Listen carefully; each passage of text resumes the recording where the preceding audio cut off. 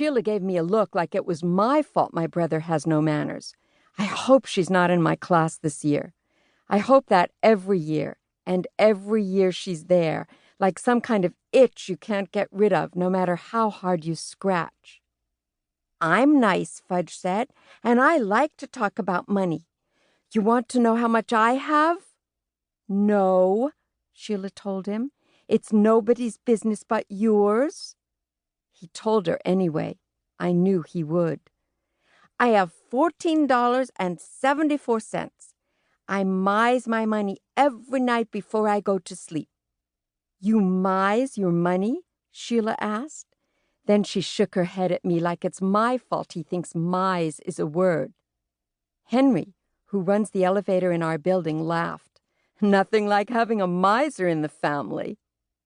You don't have to be a miser, Fudge, Sheila said. If you like counting money so much, you can work at a bank when you grow up. Yeah, Fudge said. I can work at a bank and mize my money all day long. Sheila sighed. He doesn't get it, she said to me. He's only 5, I reminded her. Almost 6, he reminded me. Then he tugged Sheila's arm. Hey, Sheila, you know how much the dude paid for New York City? The dude? Sheila asked. Is this some kind of joke? Not the dude, I told Fudge. The Dutch. His name was Peter Minuet, Sheila said, like the know-it-all she is. And he paid the Wappinger Indian tribe in trinkets, not cash. Besides, the Indians thought they were going to share the land, not sell it.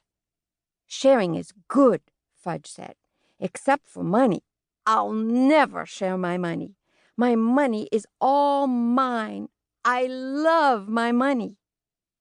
That's a disgusting thing to say, Sheila told him. You're not going to have any friends if you talk that way. By then, the elevator reached the lobby. Your brother has no values, Sheila said as we walked to the door of our building. Outside, she turned and headed toward Broadway. How much do values cost? Fudge asked me. Not everything's for sale, I told him. It should be. Then he skipped down to the corner singing, Money, money, money, I love money, money, money. That's when I knew we were in big trouble.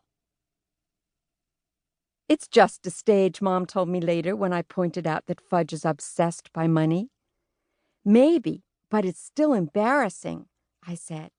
You better do something before school starts. But Mom didn't take me seriously until that night at dinner, when Dad said, Please pass the salt, Fudge. How much will you give me for it? Fudge asked. The salt shaker was sitting right in front of him. Excuse me, Dad said.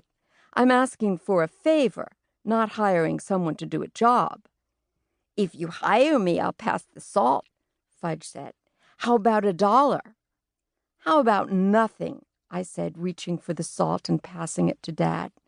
No fair, Pete, Fudge shouted. He asked me, not you. Thank you, Peter, Dad said, and he and Mom shared a look. I told you, didn't I? I said to them. I told you we have a big problem. What problem? Fudge asked. You, I said. Phoo, Tootsie said from her baby seat as she threw a handful of rice across the table. What's the difference between dollars and bucks? Fudge asked the next morning at breakfast. He was drawing $signs all over the Cheerios box with a red marker. Bucks is just another word for dollars, Mom told him, moving the cereal box out of his reach. Nobody says bucks anymore, I told him. Where'd you hear about bucks? Grandma was reading me a story, and the guy called his money bucks, Fudge said. He had $5, and he thought that was a lot. Is that funny or what? He shoveled a handful of dry Cheerios into his mouth, then washed them down with a swig of milk. He refuses to mix his cereal and milk in a bowl like everyone else. $5 is nothing to sneeze at, Dad said, carrying Tootsie into the kitchen. I remember saving for a model airplane.